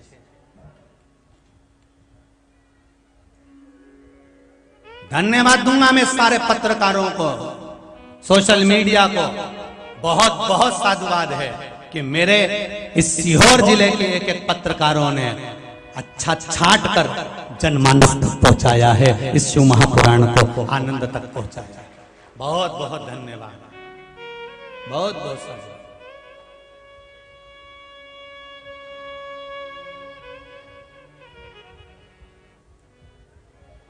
शंभु शिव की भक्ति, स्मरण, शंकर की आराधना, और उससे कहना कि मेरे भोलेनाथ ऐसी कृपा करना। और आपसे फिर कह रहा हूं, फिर निवेदन कर रहा हूं, एक बात अपनी जिंदगी में उतार कर रखना। मेरे बाबा से कहकर जाना, बाबा 3 महीने में इतना जरूर देना कि मैं भी यहां पर खूब बरसाने के लिए आऊं, इतना देना। उससे कहकर जरूर जाना कि इतना देना कि मैं फिर आऊं और लुटा कर जाऊं। और जितने आस्था चैनल पर कथा सुन रहे हैं, जितने फेसबुक यूट्यूब पर कथा सुन रहे हो, और जितने इस पावन पंडाल में बैठकर कथा सुन रहे हो, एक बात कहना चाहूंगा आप सभी से। विठलेश सेवा समिति की रसीद या कोई काउंटर कहीं पर नहीं लगता। आपके नगर में, आपके शहर में कोई रसीद लेकर नहीं आता, और ना आपके पास में विठलेश सेवा समिति का कभी फोन आएगा कि आप ये दान करो। विठलेश सेवा समिति ना कभी रुद्राक्ष बेचती है, ना कभी रुद्राक्ष उसको बेचना है। विठलेश सेवा समिति यहाँ से कोई बेचने का काम नहीं करती। यहाँ जो होता है सब निःशुल्क होता है, बाबा का है, बाबा को समर्पित है, बाबा का बाबा को समर्पित है। और अगर आपके दरवाजे पर कोई खबर करे कि हम समिति से जुड़े, हमको ये चाहिए, हमको वो चाहिए, या रुद्राक्ष चाहिए, या इतने का है या उतना, कोई नहीं। रुद्राक्ष चाहिए आपको, रुद्राक्ष प्राप्त करना है आपको, तो ऑनलाइन में भी पिछली बार गड़बड़ी हो रही थी, इसलिए ऑनलाइन का क्रम भी हम चलाना नहीं चाहते। कहा था आपको कि ये रुद्राक्ष उत्सव इस बार विराम की ओर है। जिनको रुद्राक्ष, क्योंकि आगे तो हम लोग रुद्राक्ष यहाँ से वितरण करना बहुत कठिन है, और पहले भी आपको कथाओं में कहा कि 2 पिछली बार बांटे थे, लोगों को उसका लाभ मिला, इसलिए इस बार भी बांट रहे हैं। पर बहुत ज्यादा मात्रा में लोग आ गए, इसलिए रुद्राक्ष का वितरण अभी नहीं कर रहे हैं। इसके लिए ऑनलाइन देने वाले थे वो भी नहीं पहुंचा रहे हैं, क्योंकि कई लोग इसका गलत फायदा उठाते हैं और रुद्राक्ष देने जाते हैं 2-2, 5-5 हजार रुपए लेकर आ जाते हैं। हमें वो ठीक नहीं लगता। निवेदन है इस रुद्राक्ष उत्सव का, रुद्राक्ष नए संवत्सर से, जो नया संवत्सर आ रहा है, चैत्र का सुंदर महीना जो प्रारंभ होगा, देवी जी जिस दिन से बैठेगी उस दिन से लेकर 8 महीने तक लगातार कभी भी आप टिकट करा कर आ जाना। यहाँ एक काउंटर बना दिया जाएगा। 8 महीने में जब तुम्हें फुर्सत मिले,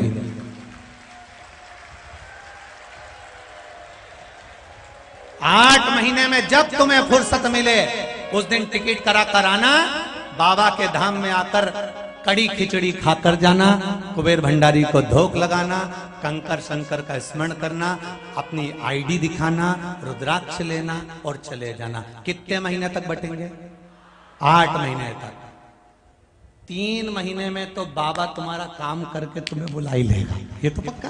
तो 8 महीने तो दिए हैं तुमको, पर जैसे अभी आए ऐसे बिल्कुल मत आना। ढेर साथ एक साथ नहीं आना है आपको। 8 महीने। और ये भी मत सोचना कि रुद्राक्ष कम पड़े, बाबा का भंडार है। लोग बोल तो रहे ना कि यहाँ तो झड़ रही है, तो रुद्राक्ष भी झड़ रही है, काय को टेंशन लेना। देने वाला शंभो, लेने वाला शंभो, चिंता नहीं करना अपना। अब सौंप दिया इस जीवन का सब भार तुम्हारे हाथों में। दे मेरा शिव है।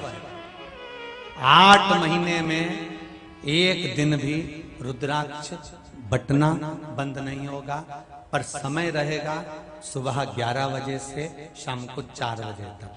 उस समय पर कभी भी आप आओगे, घूमते फिरते इधर से निकलो नहीं, और कभी उज्जैन जाओ, ओंकारेश्वर जाओ, या कभी कहीं जाओ तो आते जाते 5-10 मिनट बाबा से मुलाकात कर कर चले जाना। आ बैठ मेरे पास तुझे देखता, बस उतना वो। और ये भी जरूरी नहीं है, क्योंकि अब कथाएं बाहर चालू हो जाएगी, कथाएं बाहर चालू हो जाएंगी, तो हो सकता है साल भर सीहोर में कथाओं का क्रम नहीं रहेगा। तो ये भी ना सोचिएगा कि सीहोर वाला महाराज मिलेगा तब हम, तो सीहोर वाला महाराज फिर हम वही कहेंगे, सीहोर वाला महाराज के चक्कर में रत्ती भर मत पड़ना। तुम एक ही महाराज के चक्कर में पड़े रहो, भोलेनाथ के चक्कर में, बहुत। बाकी के किसी से मतलब नहीं अपन को, ज्यादा अपने को टेंशन लेना नहीं है, चिंता करके नहीं जीना। अपन सब महादेव वाले, शिव वाले, राम वाले, कृष्ण वाले और परमात्मा वाले हैं, सनातनी हैं। अपने को चिंता नहीं करना, चिंता तो अपने को छोड़ देना, चिंता छोड़ कर चलना। कई लोग तुमसे कहेंगे इसका एक ही काम है, शंकर जी की पूजन करे, मंदिर जाए, जल चढ़ाए, अपने आप को सती सावित्री समझती है। आग लगे बस्ती में, तुम तो आराम से खजूर वाली चोटी करके खूब जोरदार मंदिर जाओ, तुम्हें टेंशन लेने की जरूरत नहीं। तुम तो और जाओ, जितना और प्रसन्न चित्त में जाना। अगर जीवन में दुख भी है ना तो रोना मती, प्रसन्न होना। जीवन में अगर दुख भी है तो प्रसन्न रहिए, चेहरे पर स्माइल दीजिए, प्रसन्नता का भाव रखिए। तुम्हारी प्रसन्नता देखकर आधे तो वैसे ही निपट जाएंगे। तुम प्रसन्न तो रहो। पति दुकान पे से आता है या ऑफिस पे से आता है, ज्यादा खुश दिखता है तो पत्नी समझ जाती है जरूर कोई बात है। इसलिए हमेशा पति ऑफिस से या दुकान से आता है तो मुंह उतार के आता है, क्योंकि अगर मैं प्रसन्न दिख गया तो ये 50 प्रश्न करेगी, क्या बात है आज बड़े खुश दिख रहे हो। अच्छा ये भी नहीं बोल सकते कि मासी जी के यहाँ से फोन आया, ये भी नहीं कह सकते। प्रसन्नता बता भी तो नहीं सकते, बताएंगे तो कहते कि क्यों तुम्हारी मासी जी से तो खूब बात करो और हमारी मम्मी फोन लगाए तो 5 मिनट बात नहीं करो। तो इसलिए बेचारा प्रसन्नता बता, जब भी घर से घर पे आएगा मुसद्दी लाल जैसा आएगा, मुंडा उतार के। गुमशुदा तलाश केंद्र का जो ऑफिस होता है बिल्कुल वैसा, एकदम मालिनी शिव की आराधना करती। एक लोटा पानी शंकर भगवान पर चढ़ाओ, चाहे बेलपत्री के पेड़ के नीचे चढ़ाओ, चाहे किसी वृक्ष में आप जल चढ़ा रहे हो, वो खाली नहीं जाएगा। तुलसीदास जी ने बेर के पेड़ के नीचे जल चढ़ाया था तो उनको राम मिल गए, हनुमान मिल गए। तो आप और हम क्या, आप चढ़ाओ जल, आप चढ़ाओ बेलपत्री के नीचे जल। मालिनी ने एक लोटा जल काशी की पावन धरा पर बेलपत्री को रखकर जल चढ़ाती थी। एक दिन वहां स्वयं मां लक्ष्मी प्रकट हुई। बेलपत्री के वृक्ष की जड़ में लक्ष्मी का निवास है। बेलपत्री की मध्य भाग में, वृक्ष के मध्य भाग में माता पार्वती का निवास है, और बेलपत्री के सबसे ऊपर के भाग में जहां अंतिम छोर हो वहां सरस्वती का निवास है। ये बेलपत्री के वृक्ष की गणना है। मां बेटी आ गई माता लक्ष्मी, क्या चाहिए तुमको, कौन हो तुम? मेरा नाम मालिनी है। मालिनी है? हाँ, क्या चाहती हो? बस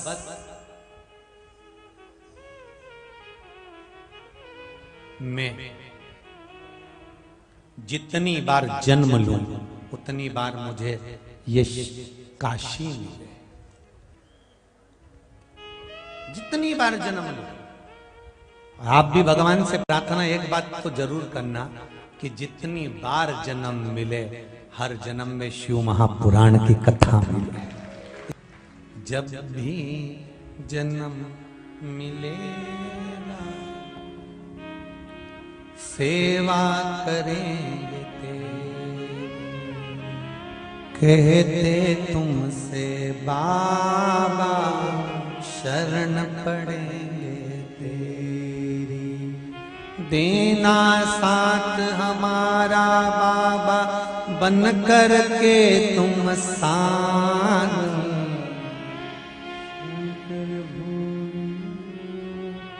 बाबा से बड़ी बड़ी मुश्किल से प्राप्त हुई।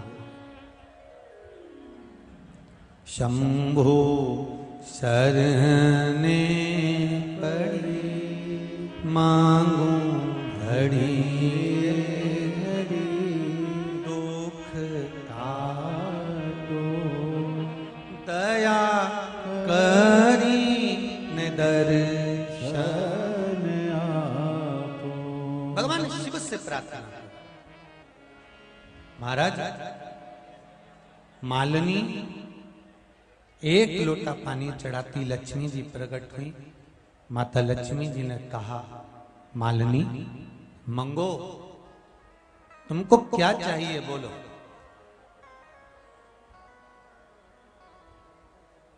क्या दिया जाए आपको? आपको क्या प्रदान किया जाए? अब आपको दे क्या, हम ये बताइए। मालिनी ने कहा, अगर देना चाहती हो तो मुझे शिव धाम दे दीजिए। जितनी बार मैं जन्म लूं उतनी बार मुझे काशी मिले। आप भी बाबा से कह देना, जितनी बार जन्म लूं उतनी बार शिव महापुराण की कथा में। जितनी बार हमारा जन्म हो उतनी बार भगवान की कथा हमें प्राप्त होती है। जितनी बार जन्म। महाराज देखो, एक सुंदर पत्र आया है, अभी देख कर गए। हर हर महादेव। मेरा नाम मीनू यादव है, ग्वालियर से हूं मैं। कहीं बैठी है मीनू यादव? आप ही हैं बेटा? मैं ग्वालियर से हूं। गुरुदेव 10 साल से सोच रही थी, एग्जाम दे रही थी, परीक्षाएं दे रही थी, और मेरा मन था सरकारी नौकरी करूं। 10 साल खूब एग्जाम दी, खूब परीक्षा दी। एक दिन मोबाइल पर शिव महापुराण की कथा को श्रवण किया। पर्चा छोटा है और बेलपत्री वाला प्रयोग बाबा की कृपा से शहद लगाकर करा। अब की बार रेलवे की एग्जाम देने के लिए बैठी, गुरुदेव मैं पास हो गई और मेरी रेलवे में नौकरी लग गई। पत्थर बैठ जाओ बेटा। श्री शिवाय नमस्ते। बैठ जाओ। ये शिव है। एक हमारे सीओर का भी पत्र है, देखो बहुत सुंदर, परंतु उसका ढूंढना पड़ रहा है, तो मिल ना रहा।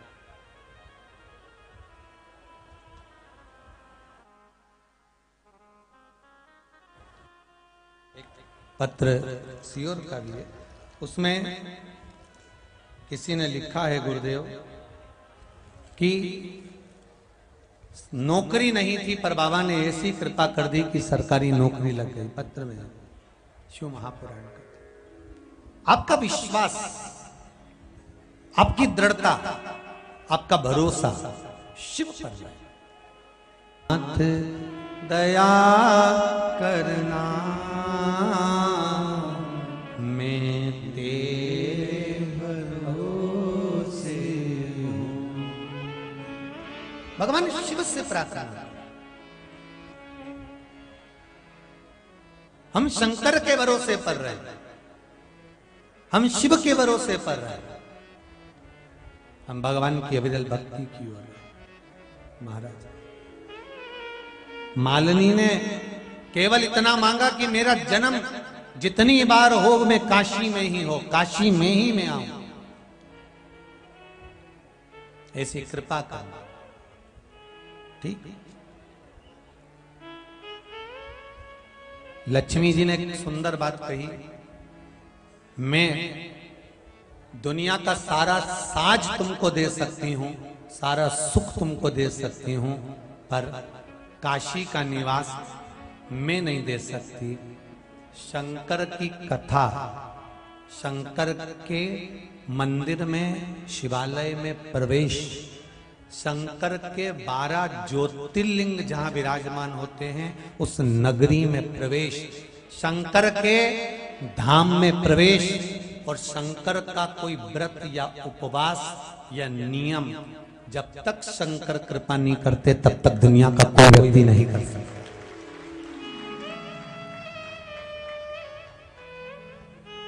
12 ज्योतिर्लिंग में चाहे सोमनाथ हो, मल्लिकार्जुन हो, त्र्यंबकेश्वर हो, ओमकारेश्वर हो, महाकाल हो, विश्वनाथ हो, नागेश्वर हो, केदारनाथ हो, वेदनाथ हो, सेलम हो, नागेश्वर हो, 12 ज्योतिर्लिंग में या शिव महापुराण की कथा में या भगवान शंकर के शिवालय में या शंकर का कोई व्रत आपकी सामर्थ्यता से नहीं हो सकता। ये सामर्थ्यता तो शिव की होती है, तब कर सकता है। अपनी सामर्थ्यता से कुछ नहीं हो सकता। बस एक बात अपनी जिंदगी में उतार कर रखिए, शिव का स्मरण करते रहे। शिव का शंकर के सहारे, शंकर के भरोसे, शंकर की भक्ति में डूबे। भोलेनाथ दया करना मैं तेरे भरोसे हूं। आप उसकी भक्ति को धारण करिए और जब वो भक्ति प्रबल हो जाएगी आप रूप आनंद की अनुभूति हो जाए अपने आप।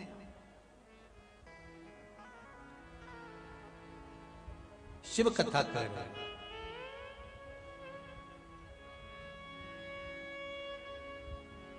लक्ष्मी जी कह रही है मैं नहीं दे सकती काशी का निवास। फिर काशी का निवास कौन देगा? काशी का निवास तो स्वयं महादेव देंगे। क्या करना पड़ेगा? कुछ नहीं। अभी बेलपत्री नीचे थी, जल तुम ऊपर चढ़ा रहे थे।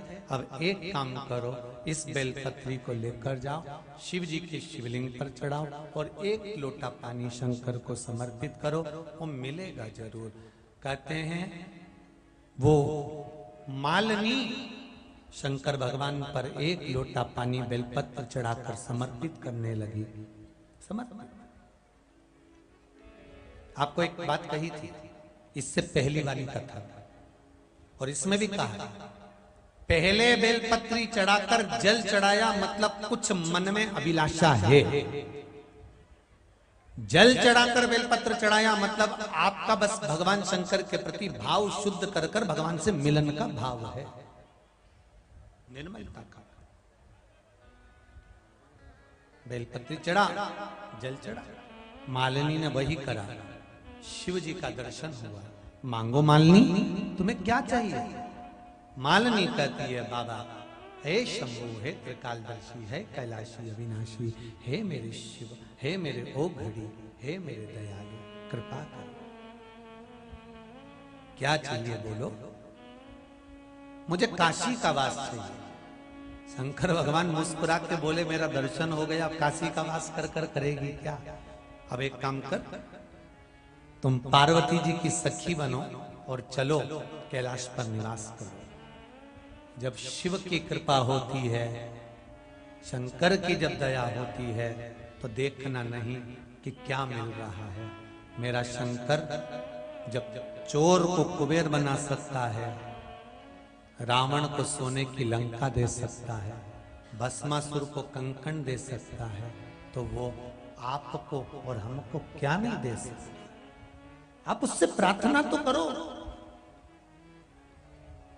आप उससे निवेदन तो करो कि तेरा ही दिया मैंने खाया पिया है, तेरा शुक्रिया है, तेरा शुक्रिया है। ये जो आपने दिया वो कम ना दिया।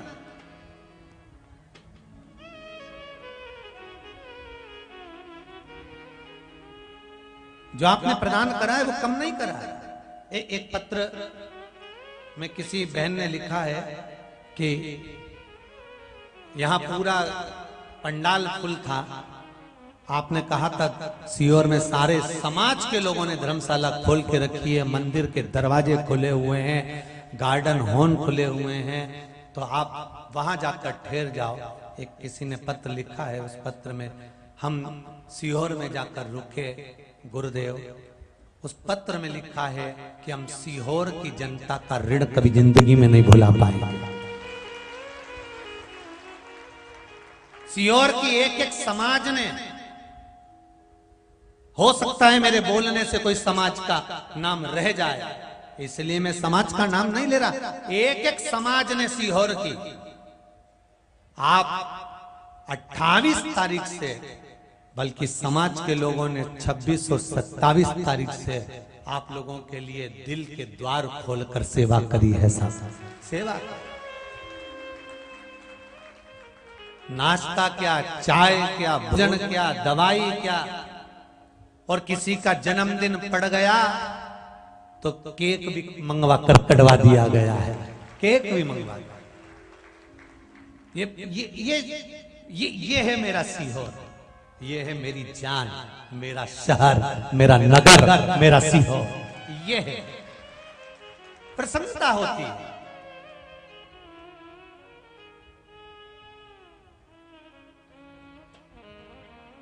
अरे सीहोर वाले कोई फैक्ट्री रखे ना रखे, पर दिल की फैक्ट्री बहुत बड़ी रखते हैं साहब, यह पक्का। इनके पास दिल बहुत बड़ा। आप आओ, और एक एक सीहोर के लोगों ने घर खोल दिए, द्वार खोल दिए। रास्ते पर ये स्वयं सेवक संघ के लोग, बजरंग दल के लोग, विश्व हिंदू परिषद के लोग, ये दुर्गा वाहिनी के लोग, कहीं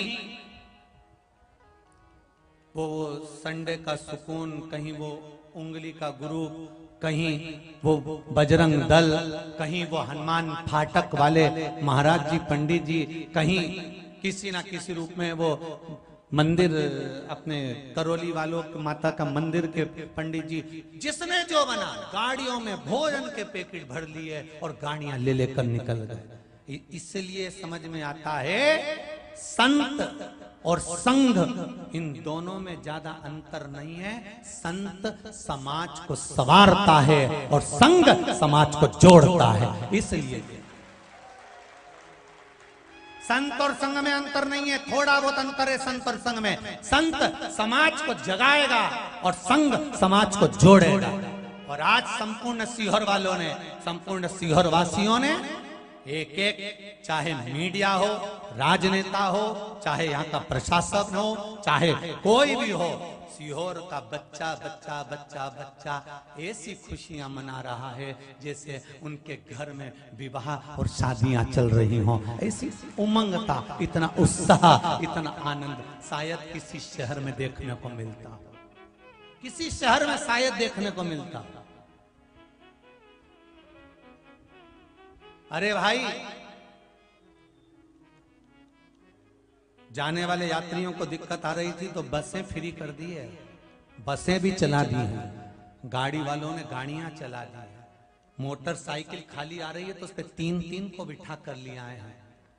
जरा विचार तो करो। और फिर भी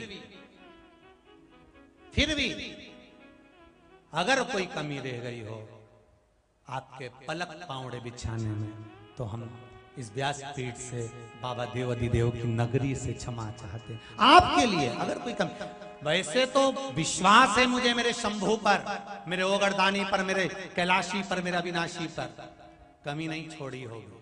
और अगर कमी रह भी गई, कमी उसी को दिखती है जिसकी जिंदगी में भगवान कमी करके ही पैदा किया। वो तो पैदा होके भी कमी करा था।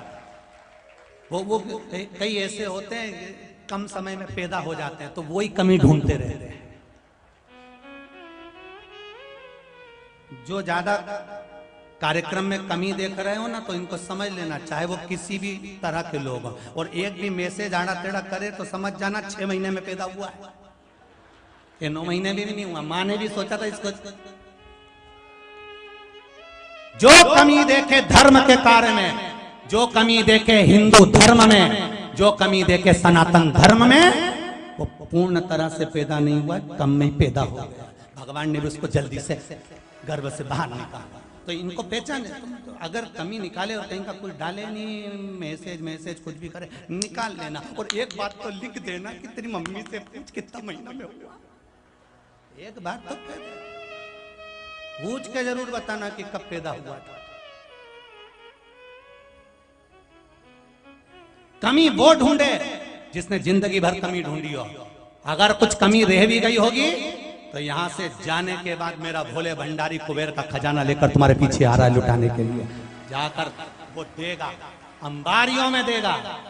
और फिर कह रहा हूं, इसी व्यासपीठ से, यही कुबेरेश्वर धाम से तैयारी करना। जो बैग लेकर जा रहे हो वो बैग बंद कर कर रखना। 3 महीने में मेरा बाबा वापिस बुला लेगा। तैयारी कर कर रखिए। सहज नहीं है मेरा शंभो, सहज नहीं मेरा शंकर, सहज नहीं है। और हम भी तुम्हारे पास नहीं है। देपालपुर में 6 को कथा समापन है अभी, और 9 को वहां चालू है, वहां पर चालू है। वहां पे भी आधे से ज्यादा लोग टेंशन में सो नहीं पा रहे हैं, चिंता। तैयारी है वहां पर भी, वहां भी लगे हैं लोग, और कहीं दूर नहीं है।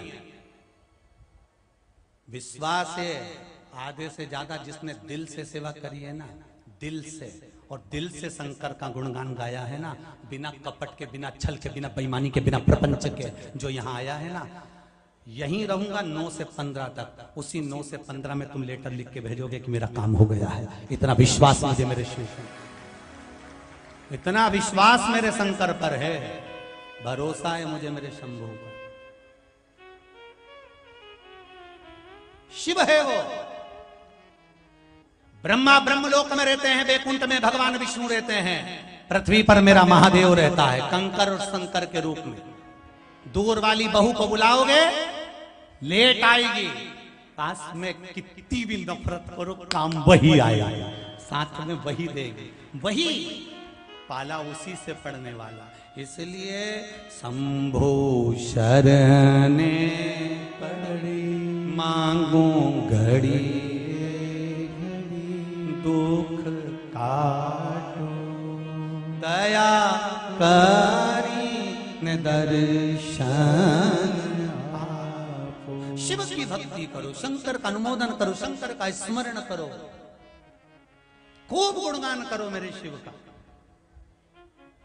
खूब करो। क्या जाएगा? कुछ नहीं। अच्छा दोगे तो अच्छा मिलेगा। दो। सोन पपड़ी का डब्बा दिवाली पे ज्यादा दोगे तो वही सोन पपड़ी घूम के तुम्हारे घर में वापिस आ जाएगी। सही है कि गलत है? वही सोन पपड़ी दे के देख लेना, घूम फिर के वही सोन पपड़ी आखिर में तुम्हारे पास जाएगी। भले डिब्बा का कलर चेंज होगा पर रहेगी, वही सोन पपड़ी आएगी जो दिए। जैसा दोगे वैसा मिलेगा। राम कहोगे तो राम मिलेगा, शिव कहोगे शिव मिलेगा, कृष्ण कहोगे कृष्ण मिलेगा, और हर हर महादेव कहोगे तो हर हर महादेव मिलेगा। वो मिलेगा, छूटेगा नहीं।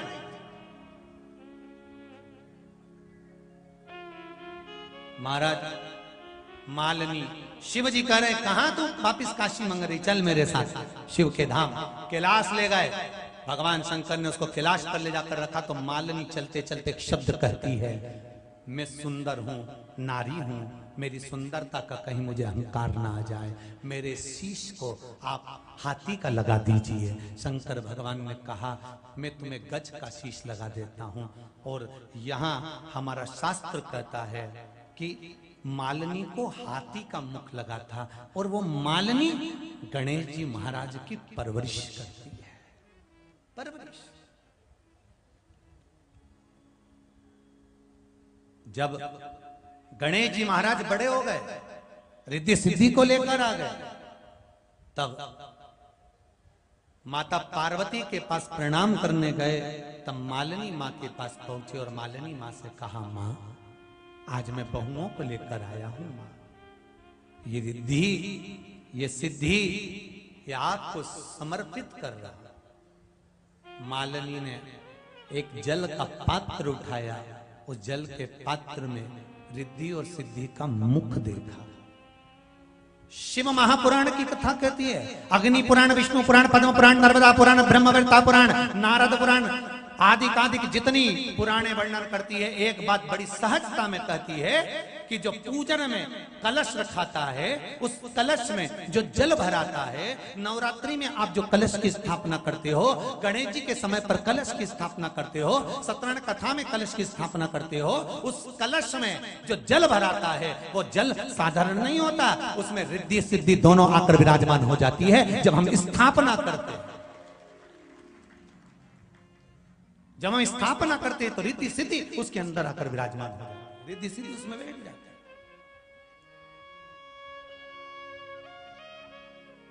उसमें विराजित हो जाता है।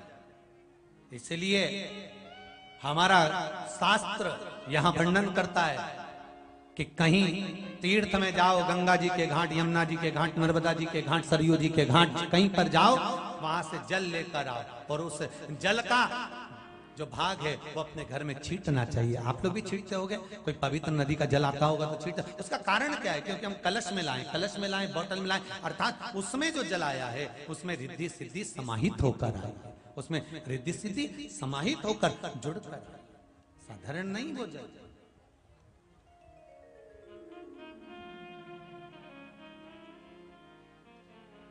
ए शंभु मेरे भोलेनाथ, ओघड़दानी, त्रिकालदर्शी, कैलाश, शिव, ये आप ही की कृपा है, आपकी करुणा है।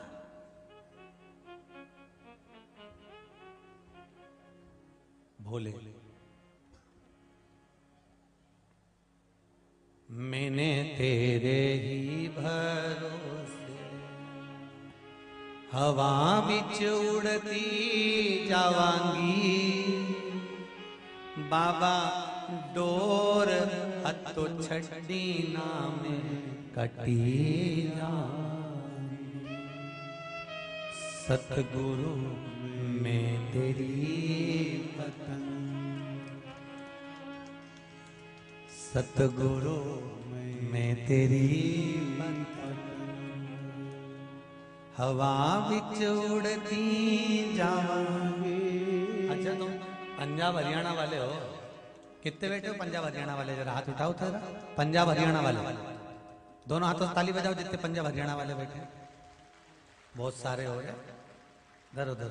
चलो हो जाए एक लाइन अच्छे से गाई लो, समय कम है पर फिर भी गाई।